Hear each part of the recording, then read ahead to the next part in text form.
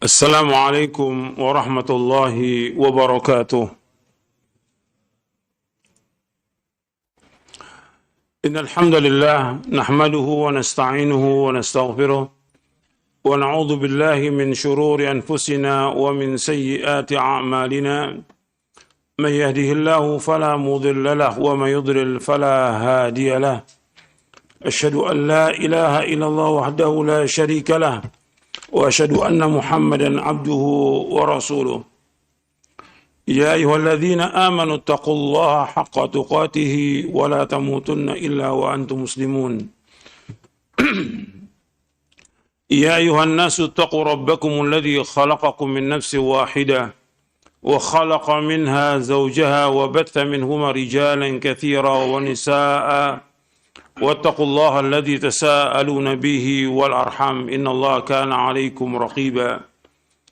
يا أيها الذين آمنوا اتقوا الله وقولوا قولا سديدا يصلح لكم أعمالكم ويغفر لكم ذنوبكم ومن يطع الله ورسوله فقد فاز فوزا عظيما.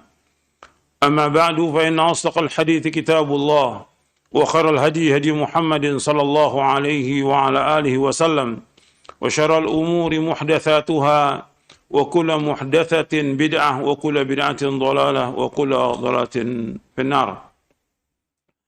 Ayuhal ikhwah, azakumullah, kepada jamaah yang hadir yang mudah-mudahan dirahmati oleh Allah Ta'ala dan kepada semua pemirsa yang mengikuti kajian ini yang mudah-mudahan dirahmati oleh Allah Ta'ala. Alhamdulillah kita bersyukur kepada Allah Subhanahu Wa Ta'ala atas segala nikmat yang Allah karuniakan kepada kita, nikmat Islam, nikmat iman, nikmat sehat, nikmat afiat, nikmat dijauhkan oleh Allah dari berbagai macam malapetaka. Dan kita bersyukur kepada Allah Taala diberikan nikmat hidayah di atas Islam dan sunnah. Dan ini wajib kita syukuri dan kemudian juga kita wajib untuk belajar dan terus belajar Al-Quran wa sunnah ala fahmi salaf. Kemudian kita memohon kepada Allah agar kita diberikan taufik untuk mengamalkannya dengan ikhlas dan ittiba. Akhwan fiddin, azakumullah, kita akan lanjutkan kajian kita dari buku Syarah Aqidah Ahlussunnah wal Jamaah. Sekarang kita masuk poin yang ke-50 tentang karamah para wali.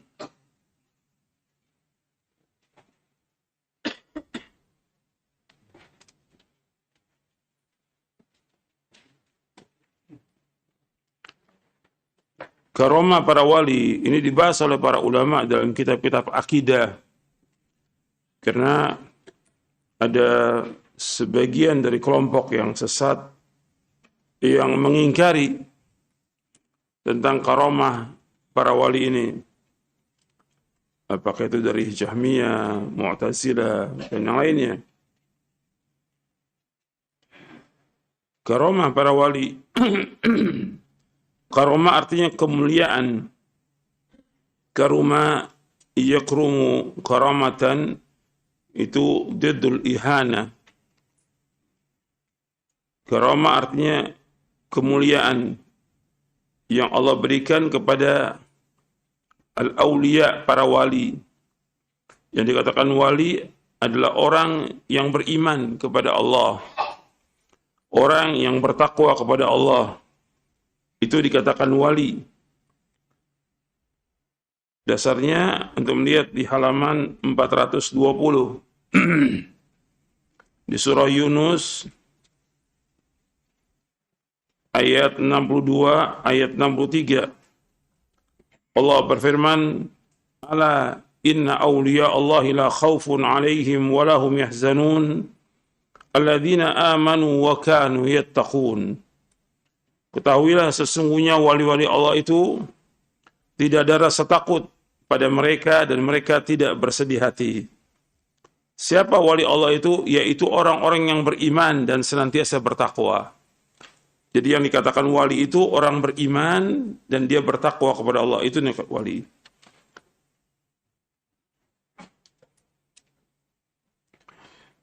Ini kita bahas dalam kitab-kitab akidah tentang karamahnya para wali, tentang kemuliaan para wali. untuk menjelaskan tentang kekuasaan Allah Subhanahu wa taala. Yang nanti ada penjelasannya di buku ini.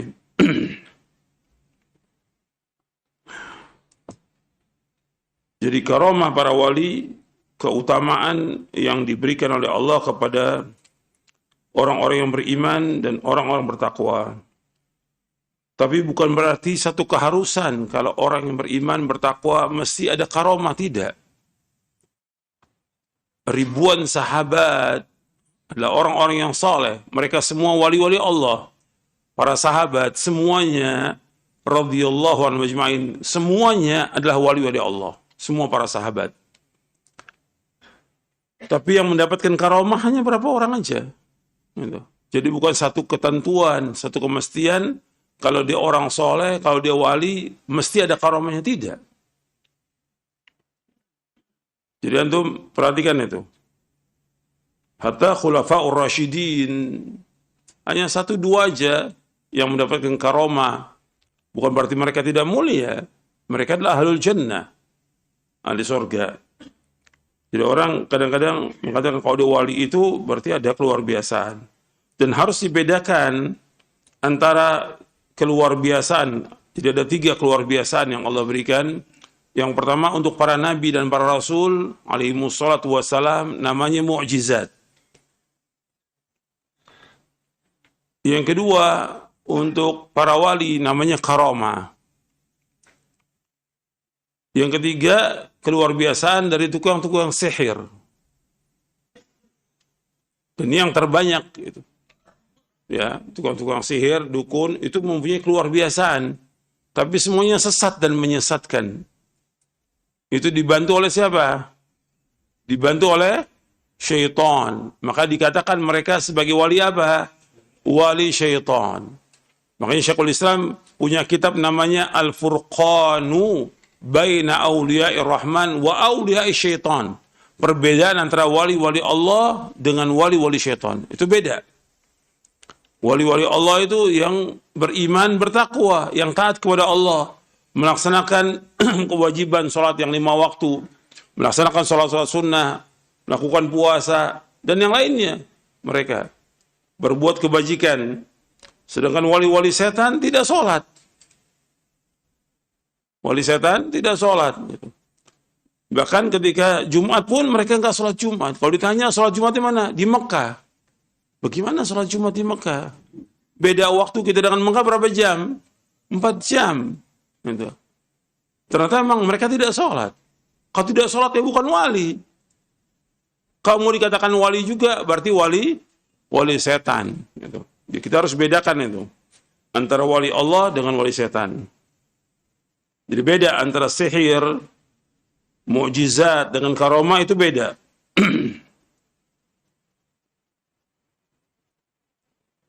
Dan karamah diberikan oleh Allah Subhanahu wa taala kepada orang tertentu dan gak bisa dipelajari. Kalau sihir bisa dipelajari, tapi karamah gak bisa dipelajari. Hanya saat itu aja terjadi. Dan gak bisa diulang lagi.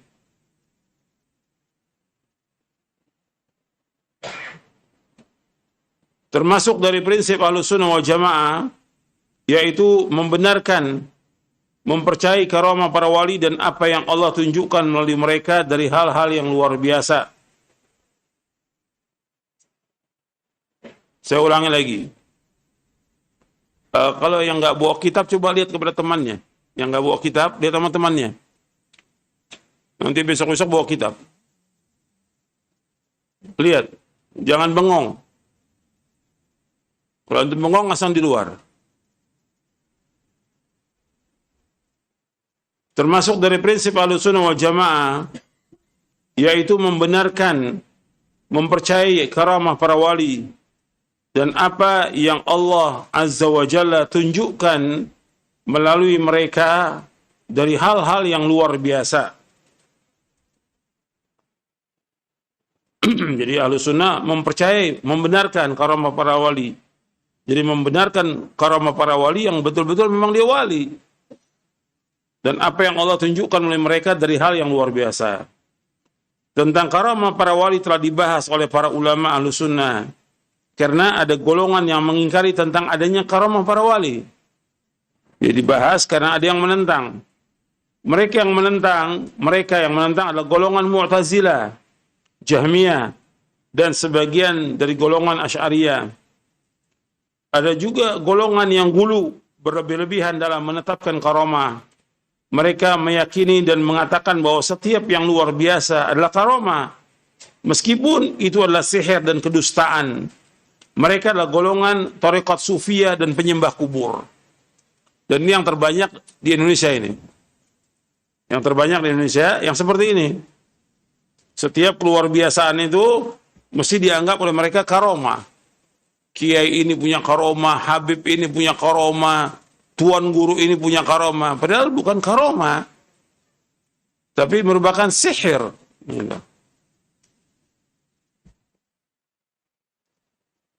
Dan juga mereka dukun. Dan ini yang dilariskan oleh siapa? Golongan tarekat sufiyah. Karena mereka percaya. Sampai ke kubur pun mereka percaya bahwa syekhnya itu masih hidup di kubur.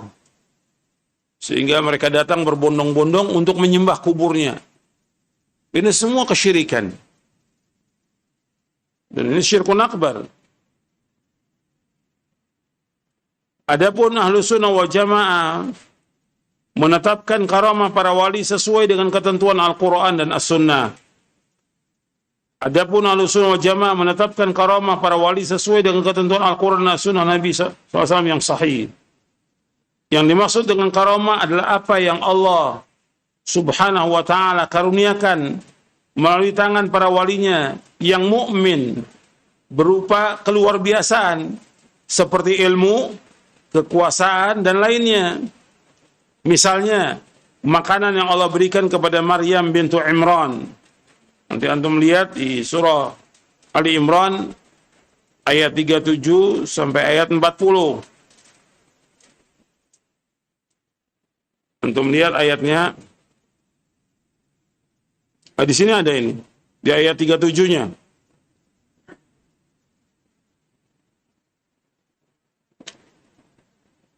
Jadi Allah mengisahkan Maryam bintu Imran, fataqabbalaha rabbuha biqabulin hasanan wa anbataha nabatan hasana wa kaffala Zakaria. Kullama dakhala 'alaiha Zakaria al-mihraba wajada 'indaha rizqa. Qala ya Maryam anna laki hadha? Qalat huwa min 'indillah. Inna Allah yarzuqu man yasha'u bighairi hisab. Maka Allah menerimanya dengan penerimaan yang baik, membesarkannya dengan pertumbuhan yang baik, dan menyerahkan pemeliharaan kepada Zakaria. Setiap kali Zakaria masuk menemuinya di mihrab, itu kamar khusus untuk ibadah, maka Zakaria mendapati makanan di sisinya. Maka Zakaria berkata, wahai Maryam, dari mana ini?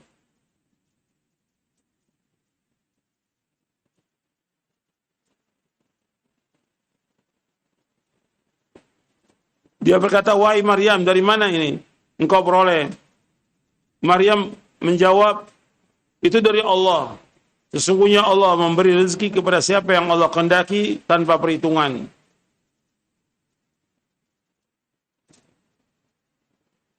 Di sini antum perhatikan bahwa ketika Maryam ditanya, qala ya Maryamu anna laki hadha? Wahai Maryam, dari mana ini? Maka Maryam menjawab, ini dari sisi Allah Taala. Allah memberikan rezeki kepada siapa yang Allah kehendaki tanpa hisab. Arti Maryam bukan seorang nabi, karena nggak ada nabi perempuan. Nggak ada. Nggak ada nabi perempuan atau rasul perempuan, nggak ada. Tapi dia sebagai wali Allah. Jadi setiap Nabi Zakaria masuk, mesti ada makanan. Makanan. Ini dari mana? Dari Allah Taala. Ini menunjukkan kepada karamahnya Maryam.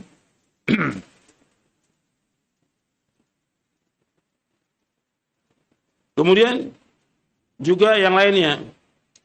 Seperti naungan yang Allah berikan kepada Usaid bin Hudair.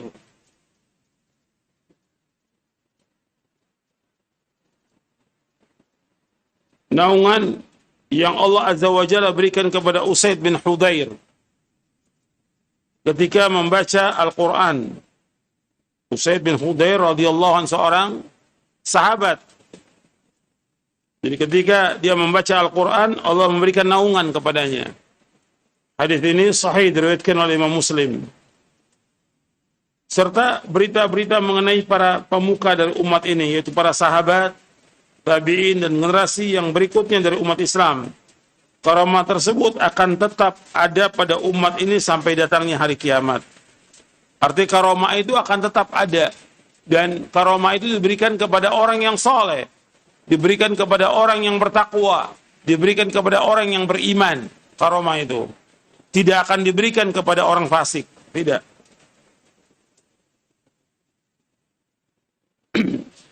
Dijelaskan oleh Al-Hafidh Ibnu Hajar Asqalani dalam kitabnya Fathul Bari di juz yang ke-10, itu dinukil dari Imam Al-Haramain tentang ijma' bahwasanya sihir itu tidak akan muncul kecuali dari orang fasik. Dan karamah tidak akan muncul dari orang fasik. Jadi kata Imam Haramain, dinukil oleh Al-Hafidh Ibnu Hajar Asqalani dalam kitabnya Fathul Bari di juz yang ke-10, cetakan Darul Fikr, bahwa sihir tidak akan muncul kecuali dari orang fasik. Dan karamah tidak akan muncul atas orang fasik. Jadi sihir tidak akan muncul melainkan dari orang fasik, dan karamah tidak akan muncul atas orang fasik. Artinya karamah itu mesti timbulnya dari orang soleh. Karamah mesti timbul dari orang yang beriman. Karamah mesti timbul dari orang-orang yang bertakwa. Tapi ini bukan satu ketentuan kalau dia beriman, bertakwa itu mesti ada karamah, tidak. Karena ribuan sahabat tidak ada karamah, ribuan sahabat. Kemudian saya lanjutkan. Berkata Syekh Abdul Aziz bin Abdullah bin Baz rahimahullah, untuk melihat di halaman 419, Syekh Abdul Aziz bin Abdullah bin Baz menjelaskan mengenai perbedaan antara mukjizat dan karamah, serta keadaan syaitaniyah yang luar biasa melalui tangan tukang-tukang sihir atau tukang mengecohkan umat, yaitu bahwa mukjizat merupakan karunia Allah Azza wa Jalla yang diberikan kepada para rasul dan para nabi alaihi wassalatu wassalam berupa keluar biasaan. Mukjizat digunakan untuk melawan orang-orang yang menentang para nabi alaihi wassalatu wassalam.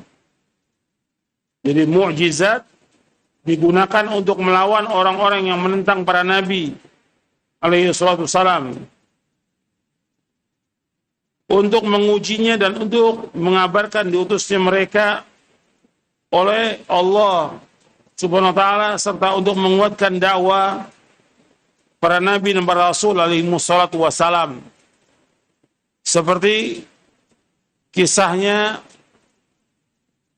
Nabi Musa alaihi salam diberikan mukjizat oleh Allah berupa tongkat dan juga tangan yang dikeluarkan bercahaya untuk mengalahkan tukang-tukang sihir Firaun.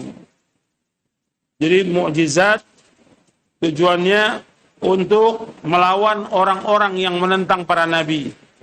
Karena Firaun menentang dakwahnya Nabi Musa alaihi salatu wassalam, maka Allah berikan mukjizat kepada Nabi Musa berupa tongkat. Dan juga Nabi Musa dimenangkan oleh Allah SWT dengan tongkatnya itu menjadi ular yang besar. Karena Firaun memanggil tukang-tukang sihir, dan tukang sihirnya bukan satu, ratusan. Tukang sihirnya yang datang itu ratusan. Dan menang Nabi Musa. Tapi tetap saja Firaun berusaha untuk membunuh Nabi Musa dan juga Nabi Harun alaihi wassalatu wassalam. Begitu juga tentang Nabi Ibrahim ketika dimasukkan ke dalam api. Maka Allah mengatakan, ya naru kuni bardan wa salaman ala Ibrahim. Wahai api, hendaklah kamu dingin dan selamat atas Ibrahim. Begitu juga nabi-nabi yang lain, seperti Nabi Isa alaihi salatu wassalam, bisa menyembuhkan orang sakit, bahkan bisa menghidupkan orang mati. Nabi Isa alaihi salatu wassalam mempunyai mukjizat, bisa menghidupkan orang mati. Dan Allah abadikan dalam Al-Quran, di dalam surah Ali Imran dan juga dalam surah Al-Ma'idah. Kemudian di antara mukjizat Nabi Muhammad SAW, yang paling banyak mukjizatnya Nabi SAW, puluhan, mungkin juga lebih dari 100 mukjizatnya Nabi Muhammad SAW. Di antaranya pada waktu di Mekah, terbelahnya bulan. Karena orang-orang musyrik Mekah mau beriman, tapi buktikan mukjizat. Kemudian Nabi membelah bulan itu menjadi terbelah di saat malam bulan purnama. Tapi tetap aja mereka nggak beriman. Jadi bulan itu pernah terbelah, dan Allah sebutkan dalam Al-Quran, iqtarabatis sa'atu wan syaqqal qamar. Iqtarabatis sa'atu, sudah dekat kiamat, wan syaqqal qamar, dan bulan sudah terbelah. Begitu juga turunnya Al-Quran. Ini mukjizat yang paling besar, yaitu turunnya Al-Quranul Karim. Kemudian rintihan batang kurma, keluarnya air dari sela-sela jari tangan Rasulullah SAW, dan mukjizat yang lain yang sangat banyak. Syarat diberikannya karomah, yaitu orang yang diberi karomah tersebut istiqamah dalam iman dan mengikuti syariat. Syarat diberikannya karomah, yaitu orang yang diberi karomah tersebut istiqamah dalam iman dan mengikuti syariat. Jika tidak demikian, maka yang berlaku padanya adalah keluar biasaan wali-wali syaitan.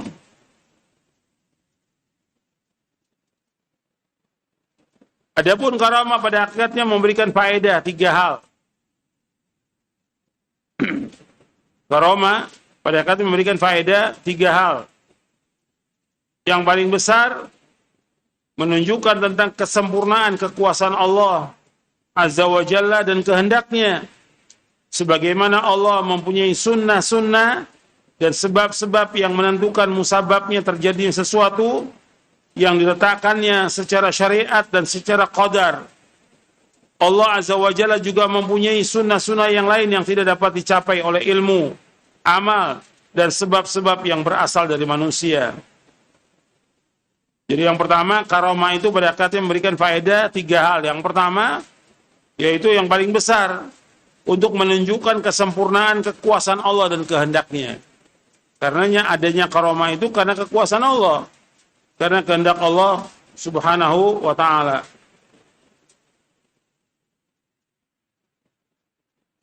Dan ini contoh banyak kekuasaan Allah yang diberikan kepada hambanya. Artinya pada hakikatnya semua ini menunjukkan tentang kesempurnaan kekuasaan Allah Subhanahu wa ta'ala. Yang kedua, bahwa terjadinya karamah untuk para wali pada hakikatnya adalah mukjizat untuk para nabi alaihi wassalatu wassalam.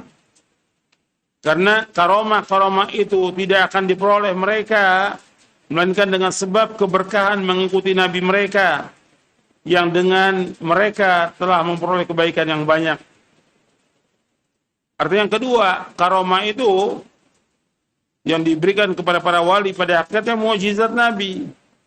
Karena karamah nggak akan diperoleh melainkan karena sebab mereka mengikuti nabi-nabi, yang dari setiap umat ada orang yang diberikan karamah karena mengikuti nabinya.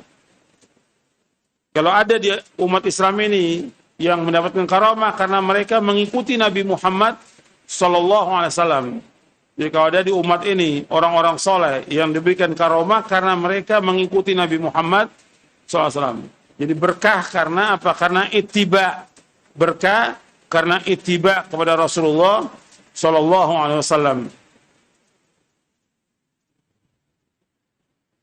Yang ketiga, bahwasanya karomah yang diperoleh para wali adalah kabar gembira yang disegerakan oleh Allah dalam kehidupan dunia. Yang ketiga, bahwasanya karomah yang diperoleh para wali adalah kabar gembira yang disegerakan oleh Allah dalam kehidupan dunia. Allah berfirman di dalam surah Yunus ayat 62 sampai 64. Allah berfirman, "Ala inna awliya Allah la khaufun 'alaihim wa la hum yahzanun. Alladzina amanu wa kanu yattaqun. Lahumul busyra fil hayatid dunya wa fil akhirah. La tabdila li kalimatillah, dzalika huwal fawzul 'adzim." Ingatlah, wali-wali Allah itu tidak ada rasa takut pada mereka dan mereka tidak bersedih hati, yaitu orang-orang yang beriman dan senantiasa bertakwa. Bagi mereka berita gembira dalam kehidupan dunia dan akhirat, tidak ada perubahan bagi janji Allah. Demikian itulah kemenangan yang besar. Artinya Allah menyebutkan di sini bahwa para wali itu adalah orang yang tidak takut kepada Allah. Para wali itu adalah orang-orang yang tidak ada rasa takut pada mereka. Wali-wali Allah itu adalah orang-orang yang tidak ada rasa takut pada mereka dan mereka tidak bersedih hati. Kalau wali Allah adalah orang yang takut kepada Allah, tapi maksudnya mereka tidak takut dengan keadaan yang mereka hadapi dalam kehidupan ini. Mereka nggak takut. Dan mereka tidak bersedih hati. Yaitu orang-orang yang beriman dan senantiasa bertakwa. Jadi yang dikatakan wali, orang beriman dan bertakwa.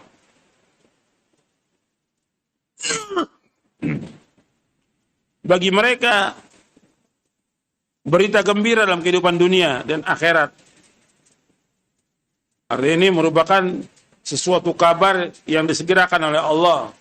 Karena mereka adalah orang-orang soleh, diberikan oleh Allah kemuliaan dengan karomah.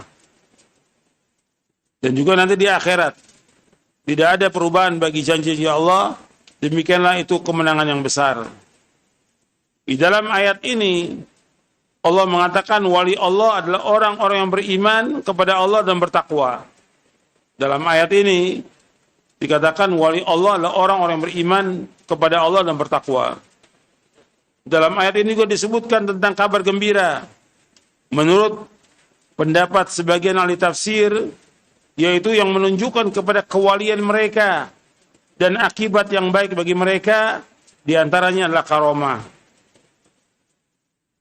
Ini dalam kitab At-Tanbihat Al-Latifah ala Mahtawat alaihi al-Aqidah Al-Wasitiyah oleh Syekh Abdurrahman bin Nasir As-Sa'di rahimahullah. Aqidah Al-Wasitiyah tulisannya Syekhul Islam Ibnu Taimiyah, tapi syarahnya banyak, diantaranya At-Tanbihat Al-Latifah yang ditulis oleh Syekh Abdurrahman bin Nasir As-Sa'di. Terkadang karomah itu berupa cobaan, di mana satu kaum akan berbahagia dan celaka dengannya. Adapun orang-orang berbahagia adalah orang yang bersyukur, dan orang-orang yang binasa adalah orang-orang yang ujub, berbangga diri, dan dia tidak istiqomah.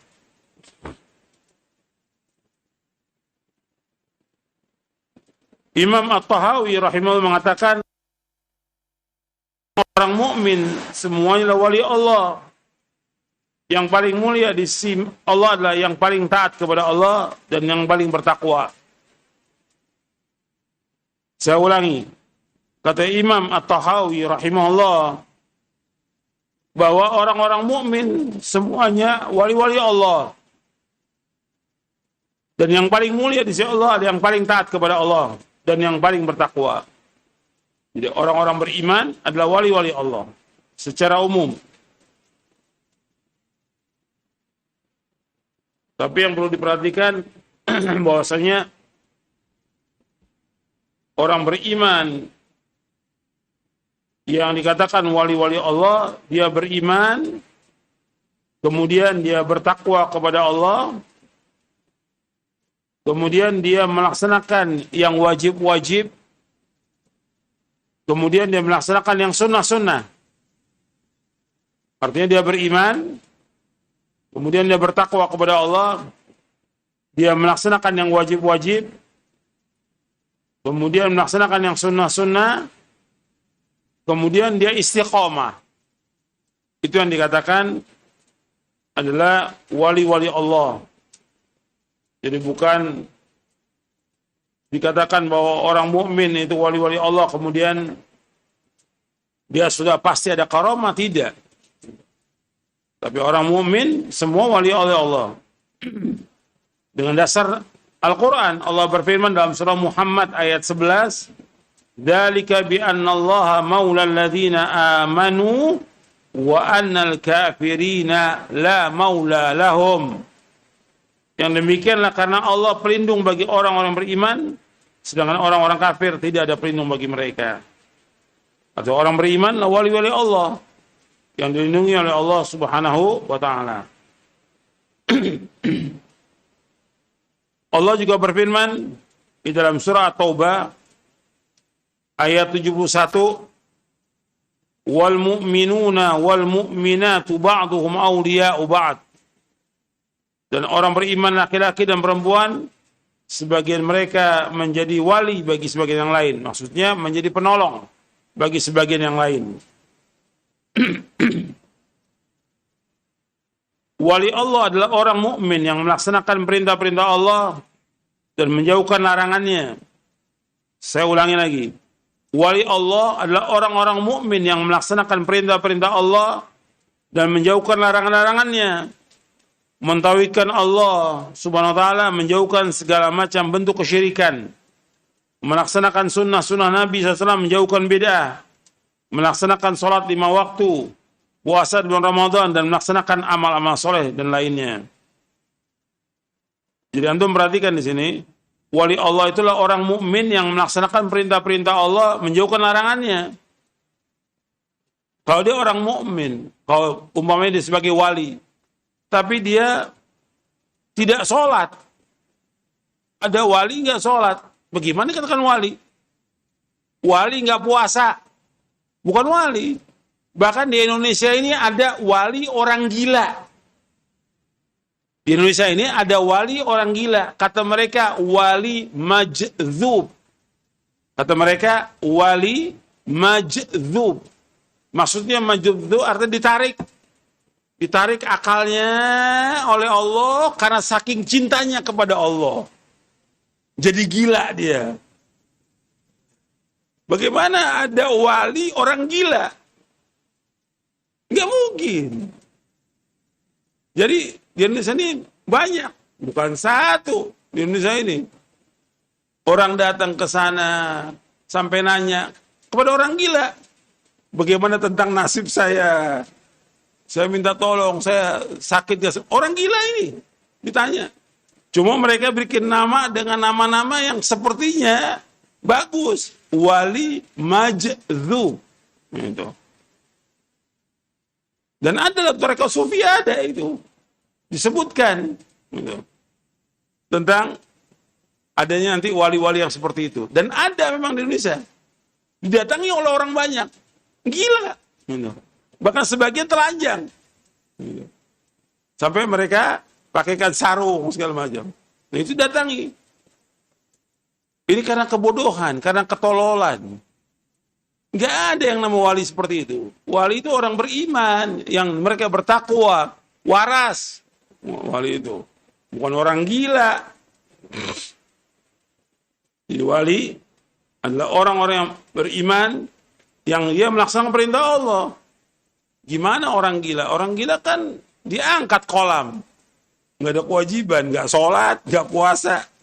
Tapi dibilang wali. Dalam Islam nggak ada itu. Tapi di Indonesia ada. Dan orang datang ke sana. Dibilang wali majdzub. Ini nggak ada, dalam Islam tidak ada ini. Ini semuanya bualan daripada orang-orang torekot ini.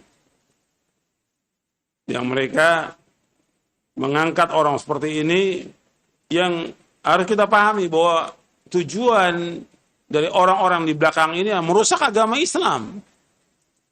Merusak agama Islam. Karena mereka tidak melaksanakan ibadah sholat dan dibanggakan. Oh, Syekh ini punya karomah. Habib ini punya karomah, Kiai ini punya karomah.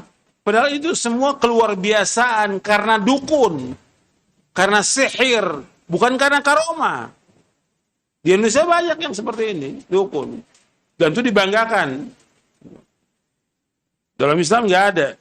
Dan cerita-cerita yang disampaikan kepada murid-muridnya, yang sampai kepada kita, semua cerita bohong. Maka dikatakan apa? Khurafat. Khurafat, cerita bohong. Dia bisa jalan di air, dia bisa terbang. Nggak boleh dipercaya. Itu semuanya bohong. Dan nanti akan ada itu. Di bab selanjutnya nanti akan ada tentang hakikat dan syariat. Seperti disebutkan, antum lihat di halaman 425. Di halaman 425. 424, 425. 424, 425. Kata Yunus bin Abdul A'la As-Sadafi, rahimahullah, wafat tahun 264 Hijriah. Pernah menyatakan, aku berkata kepada Imam Syafi'i, aku mendengar sahabat kita Al-Laits bin Sa'ad mengatakan bahwa apabila kita melihat seorang yang bisa berjalan di atas air, janganlah kita langsung menganggapnya sebagai wali Allah sebelum kita mengukur amalannya dengan Quran dan Sunnah. Kata Imam Syafi'i rahimahullah, menanggapi ucapan itu kurang. Artinya nggak salah, ucapan itu benar, nggak salah, cuma kurang. Lalu beliau menambahkan, bahkan jika kalian menyaksikan seorang dapat berjalan di atas air atau terbang di udara sekalipun, jangan kalian menganggap dia sebagai wali sebelum kalian mengukur amalannya dengan Quran dan Sunnah. Tolak ukurnya Quran dan Sunnah. Ada yang bisa berjalan di atas, ada. Yang terbang juga ada. Tapi dibawa oleh siapa? Oleh setan. Dibawa oleh setan. Maka dikatakan di sini dalam syairnya, idza ra'aita syakhsan qad yatiru wa fawqa ma'il bahri qad yasiru wa lam yaqif 'ala hududis syara' fa innahu mustajrajun wa bid'iyyun. Jika engkau melihat seorang dapat terbang melayang dan berjalan di lautan dengan mengambang, tetapi dilanggarnya batas-batas syariat Allah, maka ia adalah orang yang ditunda, mustajraj, ditunda siksaannya oleh Allah, dan ia adalah pelaku bid'ah. Jelas itu. Makanya wali Allah itu adalah orang-orang mukmin yang taat, yang melaksanakan perintah-perintah Allah, menjauhkan larangannya. Kemudian dari perintah Allah yang paling besar apa? Perintah Allah yang paling besar apa? Tauhid. Dia wajib mentauhidkan Allah, menjauhkan syirik. Kalau dia masih menyembah kubur, percaya kepada jimat-jimat, ya bukan wali dia. Dia dukun. Dia wajib mentauhidkan Allah. Dan dia wajib menjauhkan segala macam bentuk kesyirikan. Kemudian juga dia melaksanakan sunnah Nabi. Melaksanakan sunnah Nabi. Menjauhkan bid'ah. Melaksanakan sholat yang 5 waktu. Nah, ini ukuran. Ini tiang agama. Ukurannya sholat. Tiang agama. Karena ini jelas dilihat oleh semua orang. Karena ketika dia dikatakan orang beriman, harus dibuktikan imannya dengan dia sholat. Sholat bagi laki-laki di mana? Di masjid. Tapi orang-orang yang dibilang wali-wali ini tidak pernah muncul di masjid. Sampai Jumat pun dia tidak muncul. Sampai Jumat itu nggak muncul di masjid. Antum bisa buktikan deh. Di mana ada wali atau kiai atau habib yang dibilang dia sebagai wali, antum buktikan ke tempatnya, di daerahnya. Nggak sholat Jumat dia. Ketika ditanya kepada murid-muridnya, kenapa dia nggak sholat? Dia sudah wali. Ya wali justru wali melaksanakan sholat. Kalau wali yang nggak sholat, ya bukan wali, wali setan dia. Bahkan sebagian ulama mengatakan kafir, orang meninggalkan sholat kafir. Sebagian ulama. Jadi ini sholat termasuk ukuran ini. Dan sebagian besar mereka nggak sholat. Sebagian besar nggak sholat. Jadi orang-orang yang dibilang wali di Indonesia ini nggak sholat. Atau Jumat mereka nggak sholat. Ini perbuatan dosa besar. Yang paling besar, meninggalkan sholat, perbuatan dosa besar yang paling besar. Sholat. Kemudian puasa bulan Ramadan. Ini juga ukuran juga.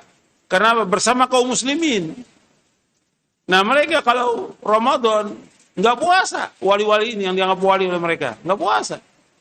Antum bisa buktikan. Di tempatnya, di daerahnya, atau di rumahnya. Ini kan wali-wali ini. Yang banyak disebutkan di Indonesia ini, wali ini, Habib ini, antum bisa buktikan. Ramadan nggak puasa dia. Nggak puasa. Dan ini semua bisikan setan. Bukan wali Allah. Mereka udah wali setan. Kemudian wali Allah itu juga melaksanakan amal-amal saleh. Karena begitulah yang Allah sebutkan dalam Al-Quran. Mereka orang beriman dan beramal saleh. Jadi wali Allah adalah orang mukmin yang paling taat kepada Allah. Jadi wali Allah adalah orang mukmin yang paling taat kepada Allah. Mengikuti Al-Quran dan As-Sunnah dan bertakwa kepada Allah. Mereka adalah orang-orang yang paling mulia. Allah Subhanahu wa ta'ala berfirman, "Inna akramakum indallahi atqakum, innallaha alimun khabir." Sesungguhnya orang yang paling mulia di antara kalian di sisi Allah adalah orang-orang yang paling bertakwa. Sesungguhnya Allah itu Maha mengetahui dan Allah Maha meneliti.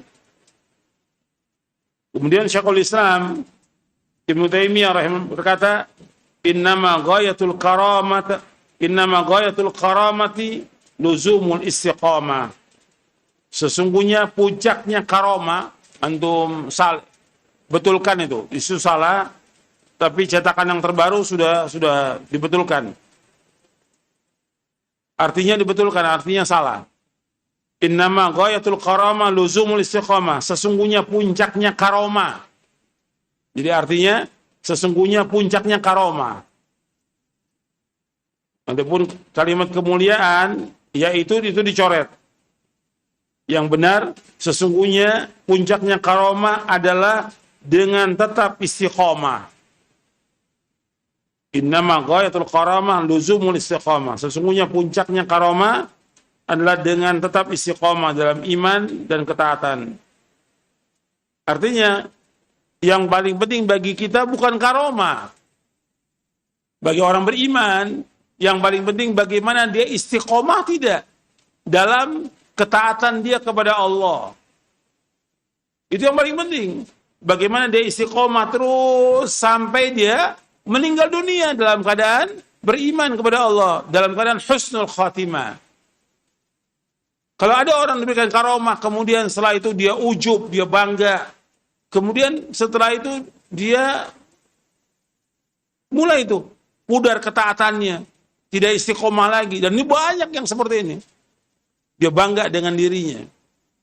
Akhirnya itu termasuk apa? Kata Nabi, al-ujub termasuk apa? Muhlikat, membinasakan dia.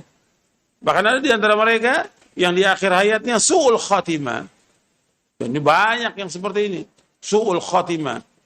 Maka yang paling penting kata Syekhul Islam Ibnu Taimiyah dalam kitabnya Al-Furqan Baina Auliya Rahman wa Auliya Syaitan, yaitu innama ghayatul karamah luzumul istiqamah. Sesungguhnya puncaknya karamah dengan tetap istiqamah. Yang paling penting itu bagaimana kita istiqamah.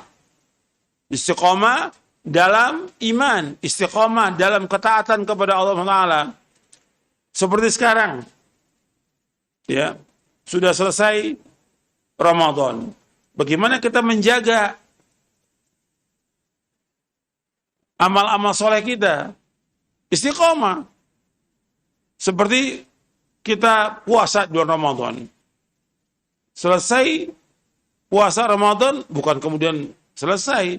Ada lagi sunnah-sunnah yang kita laksanakan. Seperti apa? Puasa apa? Syawal. Dan Nabi menyebutkan demikian, man shama ramadhana summa atba'u sittan min syawal kana kasiyamid dahar. Barang siapa yang puasa Ramadan kemudian diiringi dengan hari Syawal, maka seperti puasa setahun penuh. Kemudian puasa Senin Kemis, puasa 3 hari setiap bulan. Ini amal-amal soleh. Begitu juga ketika dia Ramadan, dia melaksanakan sholat wajib berjamaah di masjid. Kan masjid penuh tuh kalau Ramadan. Sholat berjamaah. Setelah Ramadan tetap wajib sholat berjamaah. Karena bagi laki-laki wajib sholat berjamaah di masjid. Dan itu dijaga sampai kita mati. Allah menyuruh kita bagi laki-laki sholat berjamaah di masjid, bukan di rumah. Wa aqimus sholata wa atuz zakata warka'u ma'raki'in dalam surah Al-Baqarah ayat 43. Jadi karena sholat, keluarkan zakat, dan rukulah bersama orang yang ruku. Tetap jaga itu. Kemudian juga sholat sunatnya. Waktu Ramadan, antum sholat sunat itu rawatib. Dijaga setelah Ramadan. 2 rakaat sebelum subuh, 4 rakaat sebelum zuhur, 2 rakaat ba'da zuhur, 2 rakaat ba'da maghrib, 2 rakaat ba'da isya, 12. Barang siapa yang menjaga 12 rakaat, maka dijamin dengan sorga. Jaga itu. Jangan tinggalkan itu. Kemudian sholat malam, antum tarawih 11. Ya apa setelah Ramadan kemudian nggak tarawih lagi, antum sholat tahajud. Tetap jaga itu. Makanya Nabi menegur seorang sahabat. Teguran ini sebagai celaan dan juga teguran buat kita semua. Kata Nabi kepada seorang sahabat, ya Abdullah, la takun mithla fulanin kana yaqumul laila fataraka qiyamal lail. Muttafaqun alaih. Wahai Abdullah, janganlah engkau seperti si fulan. Tadinya rajin sholat malam, sekarang ditinggalkan sholat malam. Setelah Ramadan, udah gak sholat malam lagi. Mesti jaga itu sholat malam, terus. Dan Nabi menjaga sholat malam. Para sahabat menjaga sholat malam. Terus. Gitu. Dan itu merupakan kebaikan. Dan afdalus sholah ba'dal faridati sholatul lail. Sholat yang paling utama setelah yang wajib sholat malam. Jaga itu sholat malam. Dikerjakan semua karena Allah. Kemudian juga amal-amal soleh yang lain. Seperti sedekah. Seperti membaca Al-Quran. Antum jangan tinggal baca Al-Quran. Paling enggak minimal 1 hari 1 juz. 1 hari. Yang menyuruh baca 1 hari 1 juz adalah siapa? Rasulullah SAW. Iqra'ul Quran fi syahrin. Hatamkan Quran selama 1 bulan. Iqra'uhu fi 20 layla. Baca selama 20. Artinya 1 hari 1,5 juz. Iqra'u fi 10. Baca, hatamkan selama 10 hari. Berarti sehari 3 juz. Jadi terus baca itu Al-Quran. Tiap hari. Jadi bukan Ramadan aja baca Quran. Gitu. Tiap hari baca Quran. Dan kita jaga tuh istiqomah. Kemudian juga amal-amal soleh yang lain yang biasa kita lakukan, jaga istiqomah. Yang penting itu bagaimana kita istiqomah. Terus. Dan keutamaan istiqomah itu luar biasa. Keutamanya sangat banyak, puluhan keutamaan. Bahkan Allah menyebutkan dalam surah Fusilat, innal ladzina qalu rabbuna Allah thumma istaqamu tatanazzalu alaihimul malaikatu alla takhafu wa la tahzanu wa abshiru bil jannati allati kuntum tu'adun. Itu antum lihat, karena antum lihat nih ayatnya tentang orang-orang yang istiqomah. Kita harus jadi orang yang istiqomah. Bukan habis Ramadan ditinggalkan semuanya. Sampai baca Quran, nggak baca Quran lagi. Sholat malam ditinggalkan. Antum lihat surah Fussilat, surah 41, ayat 30 sampai ayat 32. Allah berfirman, innal ladzina qalu rabbuna Allah thumma istaqamu tatanazzalu alaihimul malaikatu alla takhafu wa la tahzanu wa abshiru bil jannati allati kuntum tu'adun. Nahnu awliya'ukum fil hayati dunya wa fil akhirah wa lakum fiha ma tashtahi anfusukum wa lakum fiha ma tad'un nuzulan min ghafur rahim. Sesungguhnya orang-orang yang berkata Rabb kami lah Allah, kemudian istiqamah. Maka akan turun bagi mereka, maka akan turun atas mereka malaikat-malaikat yang mengatakan, jangan kalian takut, jangan duka cita, dan bergembira kalian dengan sorga yang dijanjikan kepada kalian. Kami wali-wali kalian di dalam kehidupan dunia dan juga di akhirat. Atau para malaikat mengatakan, kami wali kalian dalam kehidupan dunia dan akhirat.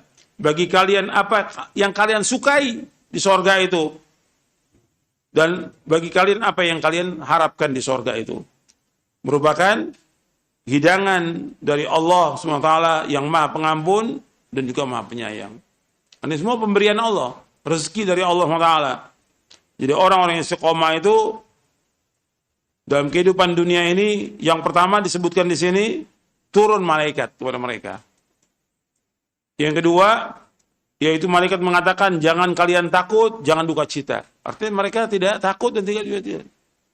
Terhadap apa yang terjadi di muka bumi ini nggak takut dia. Dan nggak duka cita. Kemudian, yang ketiga, diberikan kabar gembira dengan apa? Sorga orang istiqomah itu. Dan malaikat